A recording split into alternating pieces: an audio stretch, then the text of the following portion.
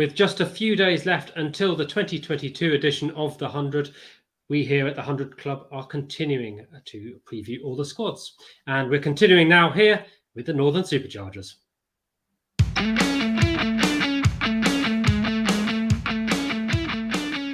Welcome to the 100 Club. My name's Tom, and I'm joined once again by Rich as we continue the previews of the men's teams as we approach the 100. If you're new here, welcome. We love having you here. Let us know if you like what we do by hitting that like button down below. Check out the other social media links that we've got there. And if you'd like to see some more of our previews as we head towards the tournament, then hit that subscribe button. We're getting through the men, and we'll be straight on to the women once they through the Commonwealth Games. Rich, today's task is the Northern Superchargers. An interesting squad. What are your initial impressions of them? Well, I think the big story with the Northern Superchargers was a few weeks ago when it was announced that Ben Stokes wouldn't play any part in the tournament. Now, we knew that the England players would not feature in every game because of their commitments to the test side, but the window allowed for most of the England players to be available for the first couple of games. And last year, Stokes did feature for Superchargers in that one of the games of the tournament against the Trent Rockets. So very disappointed that you won't be taking the field at all this time round, but understandably so. And I think that was sort of the news piece that we've had in the last couple of weeks. Yeah, and I think if you can give anyone forgiveness for this, it's the captain of the England's test setup. They play a huge amount of cricket, and he's gone on and followed that up with the withdrawal from the ODI setup from immediate effect, essentially. So clearly sending something of a message about cricket scheduling, perhaps, but that is not the purpose of today's discussion. So let's get right into it without delay and have a look at this squad.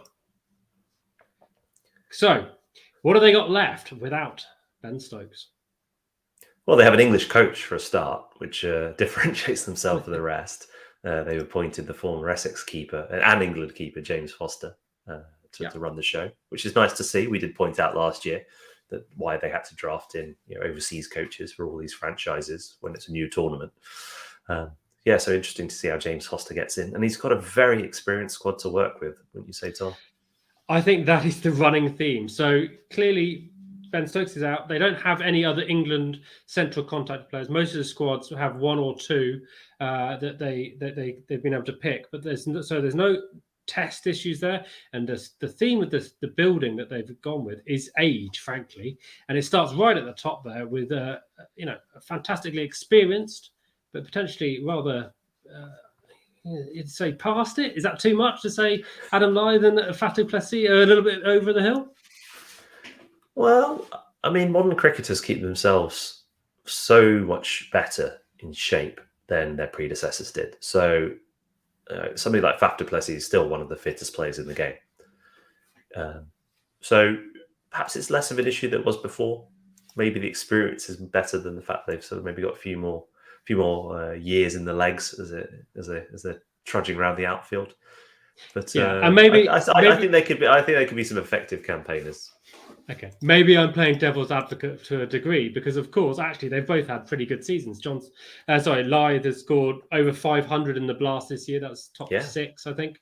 And Faf du Plessis scored 468. It says here in IPL 2022. Again, a top 10 performance. So clearly they're hitting the runs, and I'll calm down my ageism. Indeed. But I do note. Go on, carry on, Tom. No, well, I'm going to note the obvious problem, though, with that approach is that you haven't included another aging star of the game for many years in Dwayne Bravo, who seems to have dropped to the bench there in your list. Yeah, it's a tricky one. So the rules changed a little bit in the 100 this year in that teams were now allowed to draft 4 overseas players, but only 3 can feature in the starting 11. And I think all 4 are quite strong players, but a bit different here. So you've got Faf du Plessis, obviously, as an opening bat. Then Wahab Riaz as a fast bowling option. And then you've got these 2 sort of very experienced all-rounders in David Wiese and Dwayne Bravo. And I just think Wiese's been playing a lot of competitive cricket recently for Namibia, doing reasonably well. Bravo's had a bit of a mixed season in the Blast. And I just thought I'd put Wiese ahead of Bravo at the minute. I don't think it'll necessarily work out that way, given sort of you pay for the star name. But I think Wiese will put pressure on Bravo if he doesn't perform. I think that would be a huge call, personally. Yeah, they've paid £125,000 for Dwayne Bravo, top bracket. One question that does come to mind, though, is we do know that there is a bit of overlap with the Caribbean Premier League, potentially, and the end of the 100, though. So it will be interesting to see how that gets honoured when we get to the end of the tournament. I don't think we've seen an indication on that, have we? No, and I'd imagine that will come down to a bit of wrangling between agents and clubs and the rest, and whether teams are in contention. I think if the Superchargers are a seventh in the table, then obviously Bravo can go. But if they're actually in the eliminator, then maybe it's a different discussion. I'm sure those conversations are happening behind the scenes. Okay, so we've established there's plenty of runs in the top two. What about the rest of that batting lineup? That looks well known, certainly, in Willie, Brooke, and Simpson, with a bit of Michael Pepper there in for you. What do you think of that lot?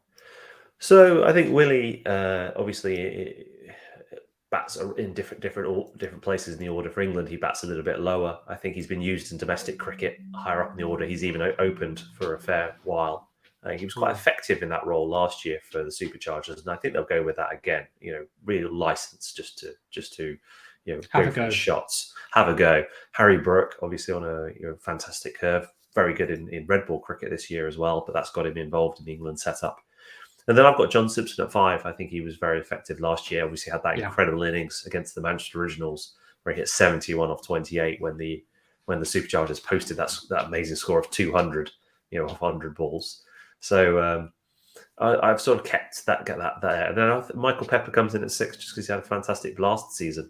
He was drafted in not as one of the wild cards, but as replacement for Stokes. And I think he gets into the team based on his form coming into the tournament. Okay, well, I see the form of Michael Pepper, and I raise you an Adam Hose, who I had coming in, given that he's hit in the blast. He's got an average of over 55 this year, which I thought was good enough to get him in my squad. But, it's your choice. You can take him where you want. Okay. I think that's one of the that's a question there, isn't it? Hose or Pepper at 6, and probably if you look at the power option, maybe you go with Hose a little bit. Potentially, if you do bat Pepper, maybe he bats a little bit higher up. But I think that's a fair conundrum that James Foster will be facing once he gets his feet on the proverbial desk at Headingley. Well, those are if they're based at Headingley. I don't know where their office is. I think so. But those, as they say, are rich man problems when you're discussing people who are in form. I was less convinced by John Simpson's form this year in the blast, but we'll see how he gets on. And then the bowling lineup, again, fabulously effective last year. We saw Adil Rashid pick up a ton of wickets, excuse me. And has had I think he was tied first overall. Wahab Riaz, we know, can bowl at a high pace. You've gone with Van der Merwe and Cars. Cars I can see, certainly, in the England setup at the moment. Why Van der Merwe? I guess the question was Van der Merwe or Callum Parkinson for that additional spin option. I think it's really the experience of Van der Merwe, plus offers a little bit more with the bat. Had a reasonable tournament last year with the Spirit. I don't think he disgraced himself. So I think he's sort of that kind of handy, kind of low order of bat, canny spinner. That's why I put him in. But a bit of a toss up there between him and Callum Parkinson for that additional spin role. And obviously, toss up might as well be the nickname of Callum Parkinson. That's how he bowls them. Nice and slow, puts it in the air. He's had a good blast. I think personally, I thought he might get the call. 20 wickets in the blast, but there you go. Indeed. And the question is, where do you fit Ben Rain in? Obviously, he's a very effective all-rounder. If you want that additional fast bowling option, maybe he comes in ahead of Michael Pepper and you play Bravo, or instead play Bravo principally as a batter. Yeah, well, we'd have to drop an overseas player if we're doing that. But of course, Ben Rain will feature in some format, and I think there will be a bit of rotation. The one name you might not see much of is Matthew Potts, following his sensational breakthrough with the England Test setup. Do you expect him to be returned to that squad on the basis of loyalty? To the England squad? Yeah. No, I think loyalty over performances. I think the England squad to face South Africa will be more or less the squad that played India a few weeks ago. So Matt Potts will definitely be involved in that. Whether or not he's involved in the early stages of the 100, or whether they decide to keep him back, to keep him fresh for that Test series, I can imagine that happening too. I don't know what you're talking about. England fast bowlers never get injured. He'll be just fine. Okay, so an interesting setup for the Northern Superchargers. They didn't have the greatest time of it in 2021, coming 5th overall, didn't make it to the last few stages. Do you think that's a better squad?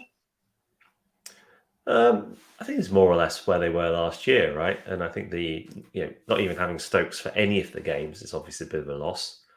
I could see them.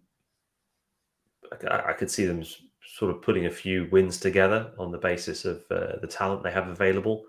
But ultimately, I think they're one team I predict to regress a little bit. I could see them finishing lower than 5th this time out. Yeah, I think I'm with you. I'm afraid experience will only get you so far.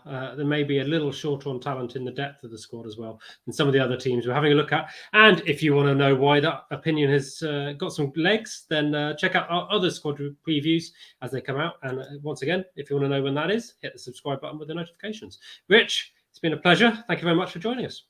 No worries. Enjoy the 100.